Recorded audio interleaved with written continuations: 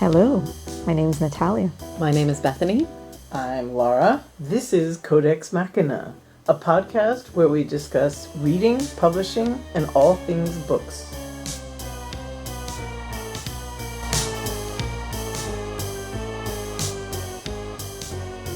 So, if I may, before we introduce ourselves, begin with a question. Swara, do you in your private life read fan fiction?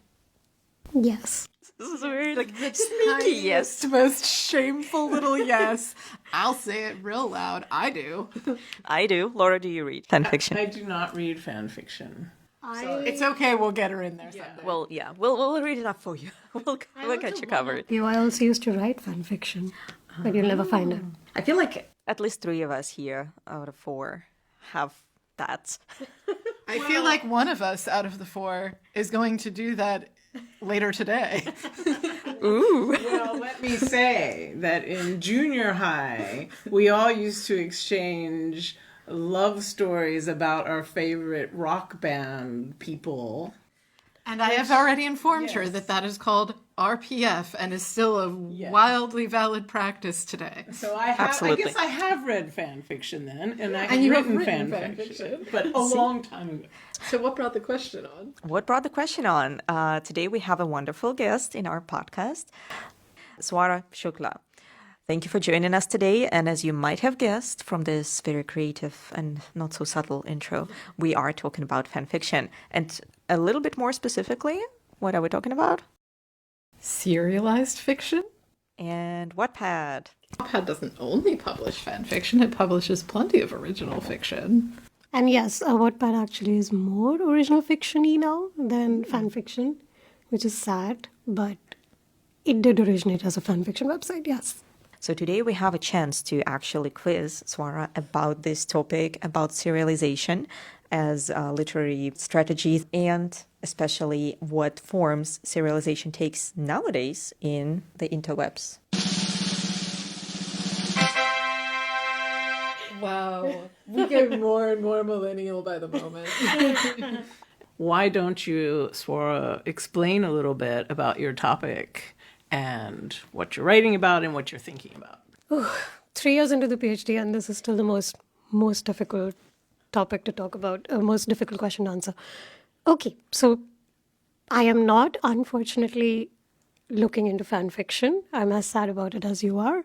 But I am looking into a platform that follows the logics of fan fiction into a more commercialized book publishing space. So we have serialization at the heart of it, which is creating anticipation, writing installment by installment, and writing a longer narrative in short, weekly, periodic chapters. And what I've always found interesting is that serialization lends itself to this kind of proliferation, and we see this even outside of the internet. We see this in popular culture today. Even when you don't think something follows the serial logic, it actually does. Everything from franchises to fantasy series to even anthology series on the TV that blow up, and even the binge watching culture that streaming platforms have brought on kind of perpetuate the serialized logic, which is rooted in loyalty and anticipation. So those are the 2 main words that I like to look at. And then I try to look at how Wattpad has grown into this today and in 2024, whenever this comes out. Today, in the 21st century, how it's grown into this book publishing and commercial book publishing, because it publishes your popular literature, young adult, fantasy, romance. These are the genres it works with. And at the heart of it, what it has used is a very serialized logic of producing and of consuming fiction. So that's largely what I like to look at, yes. So is this what you refer to as the book ecosystem? Yes. So just to explain very quickly what the book ecosystem is, Wattpad is a platform, and it has now another leg or another division called Wattpad Webtoon Book Group, which started off as just Wattpad books. And with the platform plus the Wattpad book group, we have the book ecosystem. And I like to look at the platform as part of this ecosystem. And the publishing model that it follows is this serialized to the book format. And what I look at it as is a platform-first book publishing ecosystem. So it works exclusively with born digital literature, which is why it lends itself so nicely to the serialized format. And then it gets a foothold into the print industry by creating this book ecosystem and taking out these cumulative, sustained long-term serialized stories into the book format. So I like this little interaction of the very different aesthetics that you get with the serialized format completely being created and uploaded in a digital culture, and then having that come out as a very traditional printed book that participates completely with the traditional forces in the book market today. That's what the book ecosystem is. So I guess the main question that I would have, and I know this is something you talk about and that, I have also thought about academically, but, just as a point of discussion today, if you already have the entire book available in chapters on Wattpad, why would you buy the book in a traditional print format as well? So that's an excellent question, because that was the question that got me to first look into the economics of the book ecosystem. And one of the very easily noticeable driving factors is nostalgia. It creates nostalgic value. And it also kind of feeds into this legitimacy that the print form still has. This very strong foothold that the print form still kind of has in terms of aesthetics. And usually your demographic that have followed the originally free serialization, because after that the serialized form also becomes monetized on the platform, which we'll maybe talk about later. But people who have followed, readers who have followed the originally free serialization are invested because of the rhetoric of anticipation and loyalty. They are as much invested in the journey of the book, which is the sunk cost mentality that translates into purchase behavior of the traditional book. And if you look at reviews or comments or something like a Goodreads of the original audience that the story was serialized for, they usually like to lay claim over the print format because they feel that they were part of this bookmaking process, because they followed it right from the start to the end, which is now the book format. And this is how, by creating a nostalgic value around the book, and also generally this validation of the reader who's very much embedded in your digital, in your platformed culture, finding some sort of validation, unseen, even if it is unseen, some sort of validation by seeing a story find success out into the real world. And I'm using quote here. And sorry, I realized that I'm on a podcast. I should mention I'm using quote here in the real world. And that's how. I think right now we also have a very interesting example of yet another success and exactly personification in a way of what Swara just described is the famous, very popular fan fiction Manacled by, I do not remember the name of the author, but it's been published for a while now online. It's been out there for everyone to read, and it is based on Harry Potter fandom, focusing on the pairing between Draco and Hermione. My people. And so basically it has been picked up by publishers. It's undergoing officially and very openly necessary changes, because you obviously cannot just publish a fan fiction that's based on intellectual property of another person, and definitely not J.K. Rowling, because she does have capacities to come after people. But nonetheless, Manacled is not the only fanfiction that's been picked up. I think there is 2 or 3 that are actually being published in a book form with changed characters, because essentially in the end the storylines are so much more different that what you have is this good old enemies to lovers, academic rivals kind of style. And the setting is very different. Not all of these are set in magical world per se. It's very interesting to see how now people on Bookstagram and Book Talk say, hey, if you want to read it, go ahead and download it now. Also, they are extremely long. I wanted to say something because I know Swara would have something to say about this because of the Wattpad model, that the author of Manacled is encouraging people to download before it is removed from the internet. But that's not really the case with the serialized Wattpad stories that are finding commercial success, I think, right? So yeah, Wattpad, one of the reasons I think you can infer that Wattpad transformed into this more commercialized system is to circumvent the pull to publish mechanism that you usually see with books like Manacled. And what it does is it preserves the original serialized version as something called the Wattpad original version. And again, it works with that nostalgic element to monetize the serialized version. So the platform reader who doesn't want to interact with the book in the print form can go back to the original medium, and the only difference is that they'll have to buy chapter by chapter, but they can buy chapter by chapter. And I have found it kind of interacts with the print book because I found reviews and readers talking about how they got incentivized into buying one chapter of the monetized serial because it was a one chapter, and they just wanted to try it out and then kind of fell into a rabbit hole, as it works with internet. Just this time, you're monetizing that these are reader behaviors that have been in existence for so long on the internet, right? Wattpad is only doing simply just managing to monetize it in some way. And because the books usually that come out of Wattpad in the book form perpetuate a serialized logic by leaving open endings, going back to Wattpad to make a sequel in the same, serialized space, and then again coming out with a print book.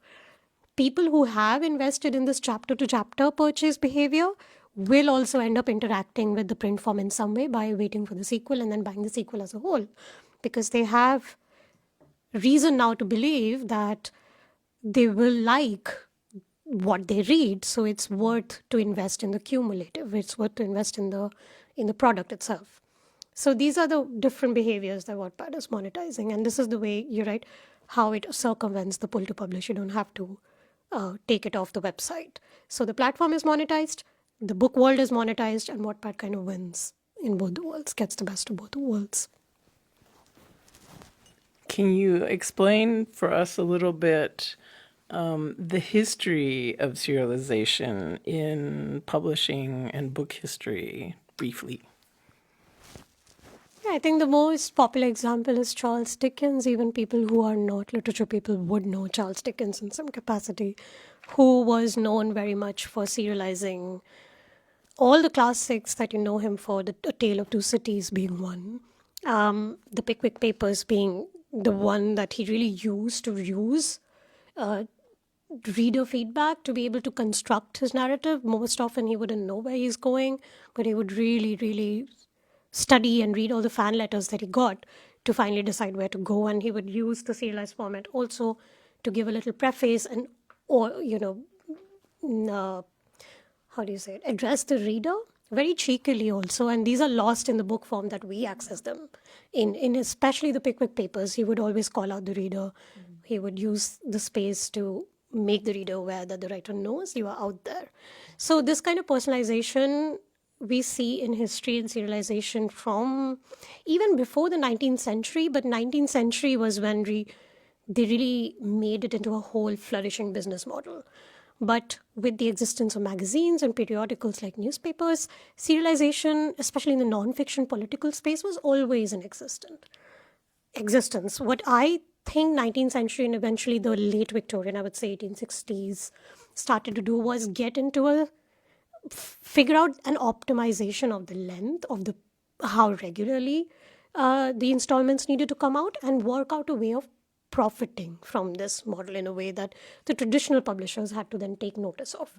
And they were very well poised to do it, which again is a logic you can transpose into what I told you about Wattpad just now, is that the volumes were very, very expensive to access. And you see a truncating length in terms of 1816s onward, the 3-decker volume started to become more 1-decker, more one-volume format, because people wanted that length.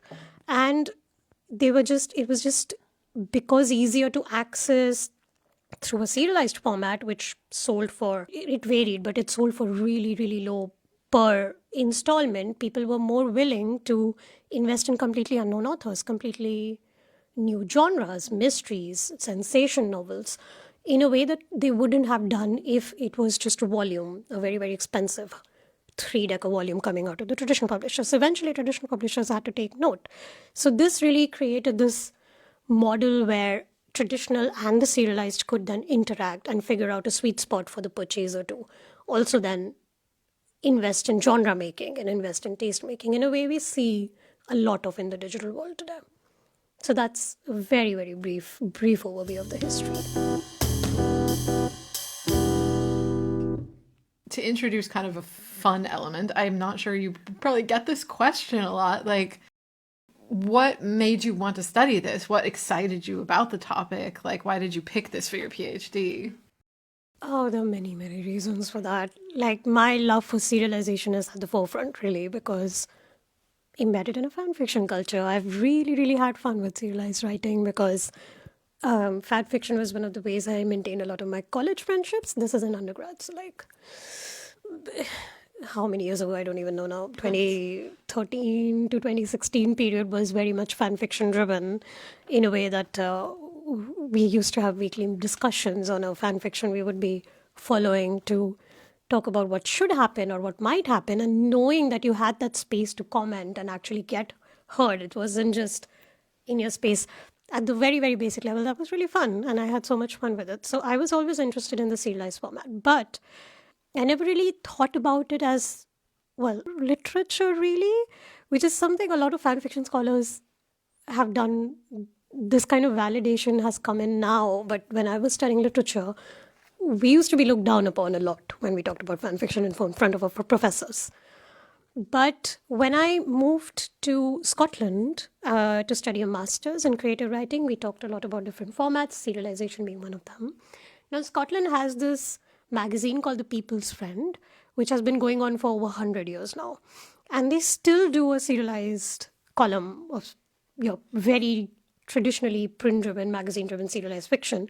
And it has readers almost all around Scotland. It's a bit of a cultural cornerstone.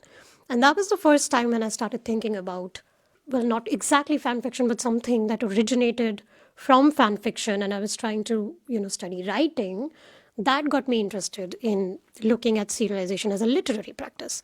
And Scotland has another author called Alexander McCall Smith, who people might have heard of. He's pretty cool. He's very approachable. You say hi to him, he'll say hi back. He's very approachable. But he writes in the serialized format. His story is very interesting because he was in the medical field, decided to change jobs at the age of 50, started writing at the age of 50, started serializing it, and is now one of the most prolific authors out there. Why? Because of serialization. And he used to serialize his stories in The Scotsman, and at some point he said that he was writing in real time almost with the publishing deadlines. And that also meant that he didn't have to, think too much about changing career as a writer and start writing at that age. He just got a contract, he just wrote something. There was very much less pressure than usual. And the funniest thing for me is that I forget the name of the author, so pardon me, but he met another author in America who was known for bringing back serialization in the American literary scene. And I will remember the author, I'm pretty sure, after the podcast. I always blank out at the key moments. But that author actually dissuaded Alexander McCall Smith from doing serialization because of the pressure and because of the audience pressure, especially because the readers are really, really, and authors can just let go of something in progress and start a different manuscript if they don't know where they're going with it. But you can't do that with serialization because you already have people so invested. And that was exactly the reason Alexander McCall Smith started, because he wanted that pressure to be able to actually write and not think so much when he was changing jobs. So Scotland is then my major, I would say, turning point where I got interested in serialization. And working on that Wattpad just seemed like a good little conflation of my interests in fan fiction and serialization. And I've always loved Victorian. Like I've always said that if I could go back in time, I would go back to the Victorian times and write those penny dreadfuls and those cheap, erotic fiction, I would have been that if I was a Victorian author. And so it was a very cheeky thing to do, but I decided to shoehorn Victorian there because it is pretty much the origin point of serialization in some way. So this is how my project came about. It's not as academic as you would have thought. I feel like it is academic, pretty academic. I really think that it's such a clever business model. You know, you offer the first chapter for free and people are like, oh, okay, that's so interesting. You offer the second chapter for $1, you know, and of course somebody's going to say, oh, I have $1. I'll try the second chapter. And it's just like, it's this boiling frog mentality of paying for literature where you wouldn't pay $35 for a hardback, but you would pay $1 installments once a week for 35 chapters. It's brilliant. And it plays so much into like the consumer psyche, and we're all such suckers, but it's also a lot of fun. It is very clever. I agree. Yeah. It is very clever. I feel like, though, so there is a lot of closer relationship between the readers and the writer in this situation. First of all, because readers can literally influence how the story is going to progress by leaving comments like that, especially now when it's not like, oh, I'm just sending a bunch of letters and hoping the author to actually read them. It's much, much quicker if you just leave a comment online right under the chapter, and you can, you know, like even I think on Wattpad, leave comments in line, which I think is amazing tool. I love that.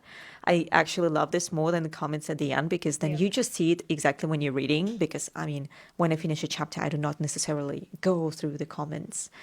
Although sometimes I do. I've read like a marvelous Rings of Power. How can I say it? Rings of Power fan fiction. With someone who apparently is a huge fan of all the languages that Tolkien invented. And so in the comments, you could see like how people were like discussing this and that translation of Black speech to Quenya and whatnot. And I'm just like, yeah, give me more. But that is a very specific thing.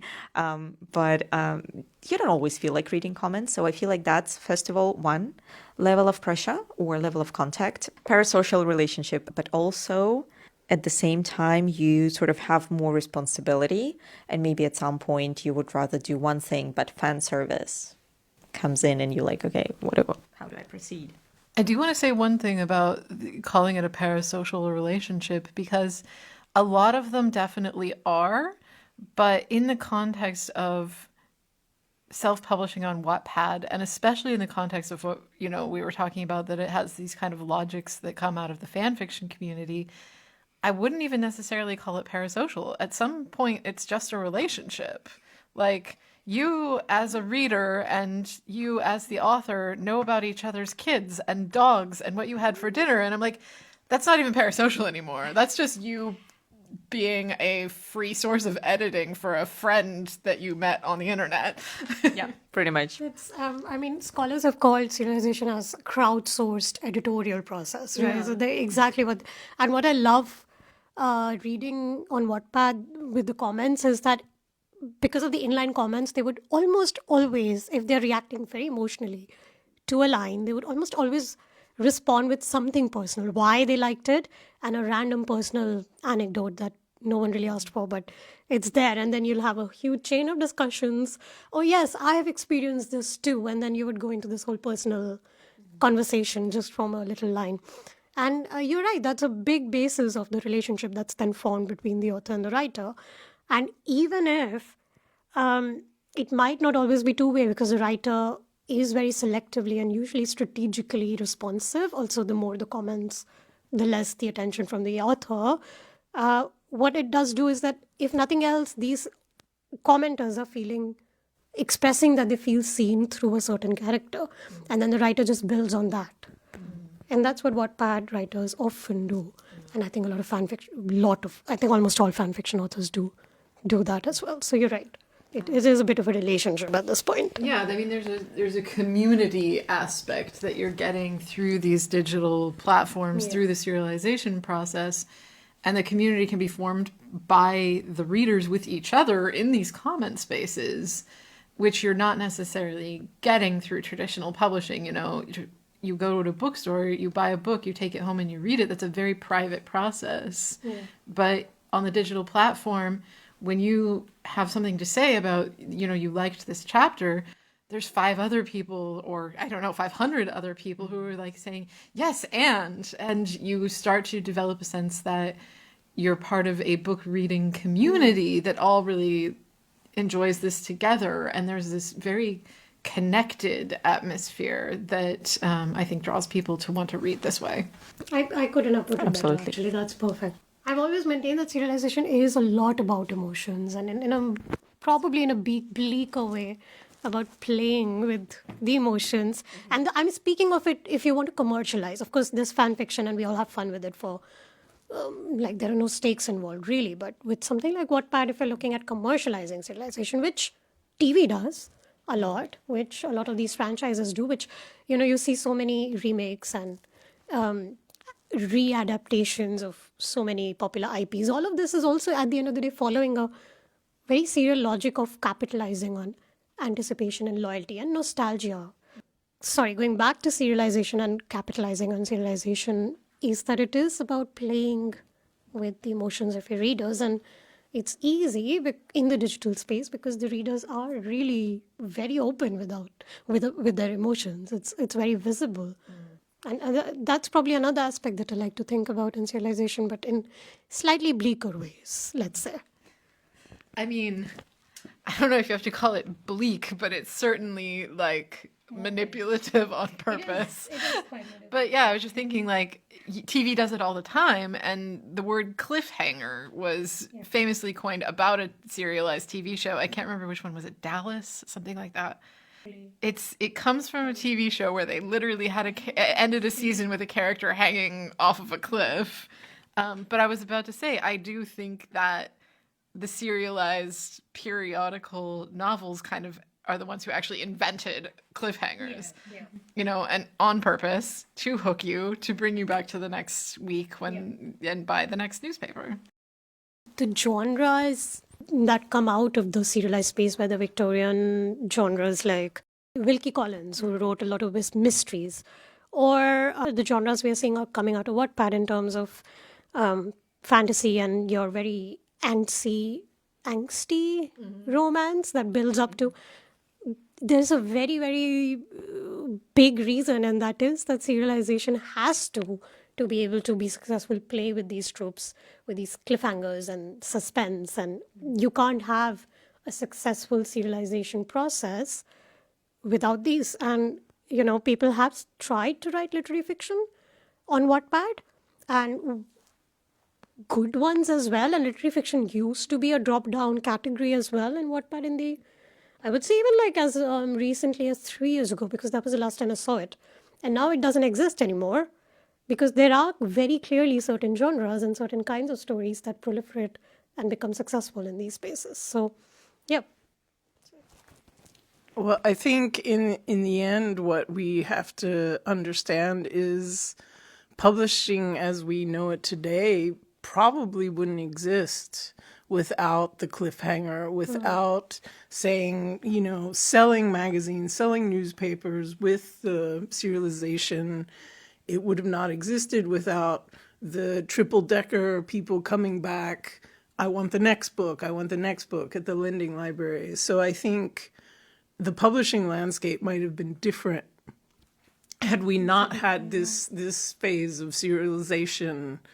Because prior to that, what were people reading? They were reading a lot of religious texts and things like that. There weren't as many readers. And I think once we had people who were reading, this was the natural next step. That's a very interesting way to think about it. Thanks for that. So I was also thinking about loyalty and anticipation. Maybe the last final question is, Swara, do you think that the same kind of relationship that calls for this loyalty and anticipation and nostalgia is possible between readers and traditional publishing? Or is it something that's more like really author/serialized or dependent? I think it is a little bit more dependent on serialization. The biggest example when it comes to traditional publishing I can think of is George R.R. Martin. Like there are still people out there waiting ready to still wait. And whenever he does come out with the next book, if he does, people will flock to the bookstores to buy it. And the publishers know that, so I don't think he's going to... George R. R. Martin, you've lost me. I'm not doing it. And I can safely say that you're probably the exception and not the rule here, but the traditional publishers know it. That's why they're never going to, revoke their contract. So I think serialization is the entry point. People can have that relationship, technically speaking, with traditional publishers. One of the things I've recently found out is that, especially American publishers, when they strike a book deal with, especially fantasy, they almost always strike at least a 2-book deal. So you do see publishers investing in a series rather than a book. So maybe that is another way of conceptualizing the fact that, yes, you can probably maintain that relationship, but serialization is always at the heart of it, I think, I would say. Fantastic. Thank you so much. Maybe one really last question this time, I swear. Can you recommend us any books that deal with either serialization or Wattpad? So anything academic, and we will definitely include it in our show notes so you can look it up, follow the research, and find out something new. I only have academic suggestions though, but one would be Frank Kelleter. He wrote something called Seriality in Popular Culture. It might not be the exact title, but he writes a lot on popular seriality, so how TV series productions, for example, work. So it's accessible in the sense that he talks about very known shows on TV that people would know, even though the language might be too academic, but it's so good. He says things that you can then start applying to basically everything that you watch on TV or in movies. So that's the first one. I think the second one is a little lesser known, but it's a Swedish scholar called Sara Tandrup-Linkes, who's written a book called Serialization Across Media and Markets. And she's more she focuses more on the literature, more on the written word, but she talks about it through different formats, including audiobooks, which I found really interesting. So how audiobooks, she focuses on Storytel, use that logic to produce their audiobooks. Storytel originals, their original audiobooks. So I think people who are interested in audiobooks will also find something there. So those are the two. And if you really want to understand the serial, how in the audio world, which is something I started thinking about, people would have heard about the true crime, which is so big, and that really capitalizes in the audio space on the serialized format. So that might be a bit more, since we are, podcasting, this is an audio space. I thought this was a good recommendation to give out to people. I have to say one thing. It's not a question. It's just a statement, and it's silly. We can cut this later. When I was first starting to get into book studies, as a path through academia, I was kind of warned, once you have been taught to see it, you will never stop seeing book studies in everything you do and everywhere you go. And I feel like I'm about to have this moment with the concept of serialization. I think I'm about to see serialization everywhere when I didn't, and it's going to drive me crazy for the rest of my life. That is a lovely feeling. Thanks, Swara. Sorry. You're welcome, actually. My three most commonly word used in the last 3 years have been anticipation, serialization, and loyalty. So, yeah, because you can see that everywhere. So keep anticipating, stay loyal, serialize things. Thank you for your time. See you, hear you. You will hear us next time. And it's a thread. Bye-bye. Bye. Bye.